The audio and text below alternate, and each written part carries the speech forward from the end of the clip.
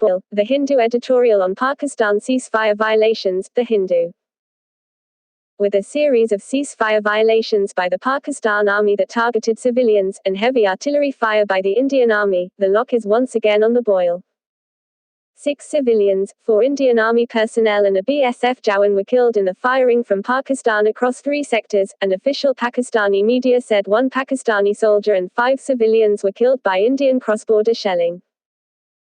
The government accused Pakistan of firing as a way of providing cover for terrorists infiltrating into India before the winter snow closes the passes and underground routes, and issued a demarche to Pakistan's top diplomat in New Delhi on Saturday decrying the coordinated firing along the length of the lock using heavy caliber weapons, including artillery and mortar, on Indian civilians by the Pakistan Army. The temperature has been further raised by political words from the highest level.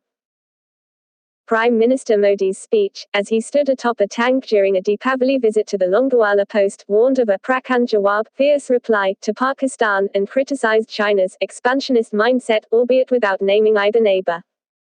Hours later, Pakistan Prime Minister Imran Khan tweeted that there should be no doubt of Pakistan's ability and national resolve to defend its borders.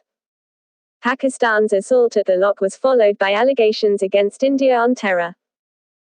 In a new diplomatic tactic, its Foreign Minister Shah Mahmood Qureshi appeared at a press conference along with Pakistan's military spokesperson, claiming to have a dossier on Indian involvement in terror attacks inside Pakistan that he said primarily targeted China-Pakistan Economic Corridor (CPEC) infrastructure projects.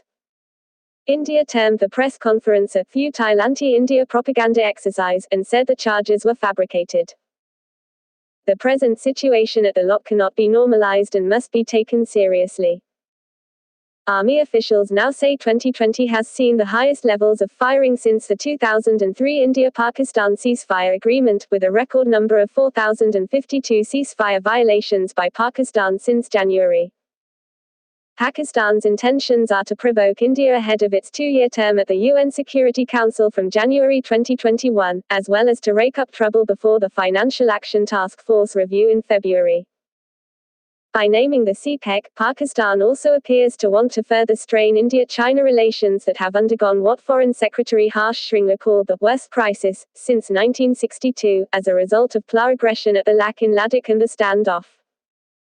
Studied with the escalation by Pakistan at this time, it should be evident that India's threat matrix includes the very real possibility of a two-front situation where the army will be engaged at the lock and the LAC simultaneously, along with a possible spike in terrorist activity in Jammu and Kashmir.